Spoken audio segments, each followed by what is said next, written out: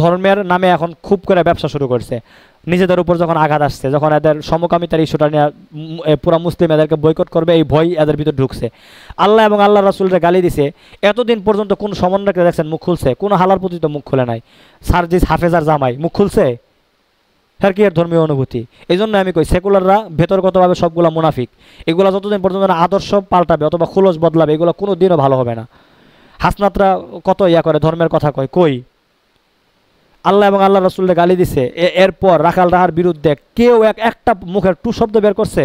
বুঝলাম তারা মুসলমান, এরা এখন সমকামিতার বিরুদ্ধে দাঁড়াইতেছে বা বলতেছে ধর্মীয় অনুভূতিতে আঘাত করে এমন কোনো রাজনীতি আমরা করব না। তো তাইলে তোরা এক কাজ কর, সমকামিতার বিরুদ্ধে দাঁড়ায় তোরা কিছু একটা বল যে এই ধরনের আইন পাশ করা যাবে না, এর বিরুদ্ধে একটা তোরা মানে কঠিন একটা পদক্ষেপ গ্রহণ কর, দেখি তোরা কতটুকু পারস। এখানে দেখবেন আর ইয়া থাকবে না।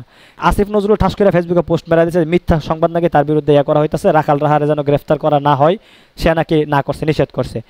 এই সংবাদ প্রচারের পর সে কিছুক্ষণের মধ্যে পোস্ট হয়ে দিছে যে এটা তার নামে মিথ্যাচার। তো এই এতদিন পর্যন্ত রাখাল রাহার বিরুদ্ধে তোরা কেউ মুখ খুলছস? তখন ব্যাপারে যখন কেউ মিথ্যার ইয়া তুলে, মিডিয়ার কোনো মিথ্যার রূপ আইসা যায়, তখনই তোরা কী করস? নিজের জাত চেনানোর জন্য লাইগা পড়স। তো এতদিন তোরা কইছিলি আল্লাহ এবং আল্লাহ রসুলের চাইতে তোদের নিজেদের মান কি বড়?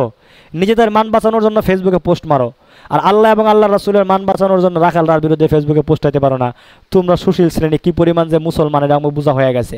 তোমাদের মতন মুসলমানের চাইতে কি কমু, এগুলোর সাথে মুনাফিক বা এগুলো তো মুনাফিকই। এই জন্যই কই ধর্মের ব্যবসা দেশে সবাই করে।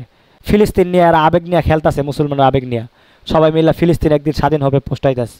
তো ফিলিস্তিন স্বাধীন হবে পোস্টাইতেছে, এক কাজ কর, ফিলিস্তিনের বিরুদ্ধে তো আছে আমেরিকা, তোরা ওই মার্কিন দূতাবাস ঘেরাও কর, এবং মার্কিনীরা যে এই ইয়ার পক্ষে আছে, ইসরায়েলের পক্ষে আছে এবং অর্থ করে দিয়ে সাহায্য করতেছে, মানুষ হত্যার এই পিছনে ইন্ধন দিতেছে। ডোনাল্ড ট্রাম্প তো কিছুদিন আগে কি বিশেষ নগরী বানানোর একটা প্ল্যান হয়, সে তার পেজ থেকে পোস্ট করছে। এগুলোর নিন্দা প্রকাশ করে মার্কিন দূতাবাসের বিরুদ্ধে তোরা একটা কর, প্রজ্ঞাপন জারি কর, দেখি তোরা কি পারস। ফিলিস্তিনের পক্ষে আছে, পারলে বিপক্ষে যারা যারা আছে এগুলারে কর, দাওয়া কর, দেখি পারস কিনা। আব্বু মাইন্ড করবে না, এগুলাতে আর নাই। এই জন্য সব স্বার্থপর, এই মানে বাটপার, এই মানে 2 দিনের পোলাপান আইতার সেনা ক্ষমতায় রাজনীতির একটা দল করতে পারছে না, এমনিতে এরা ধর্মের ব্যবসা শুরু করে দিস। এগুলো মানে আওয়ামী লীগ বিএনপির সাথে বড় ধর্ম ব্যবসায়ী। তোরা যদি ফিলিস্তিনের পক্ষে হস তাহলে আমেরিকার বিরুদ্ধে একটা কিছু দেখি পারস কিনা। আব্বু মাইন্ড করবে না। আপনি শুধু ইসলাম না, কোনো ধর্মীয় অনুভূতিতে আপনি কি করতে পারবেন? আঘাত করতে পারবেন না। এদেশের নাস্তিকরা তো সব কুলাঙ্গার। মুক্তমনার নামে যে সমস্ত শাহবাগীরা জন্মায়, এগুলো তো জন্মের ঠিক নাই। জন্মের ঠিক থাকলে নয়তো শুধু ইসলামে আঘাত করে।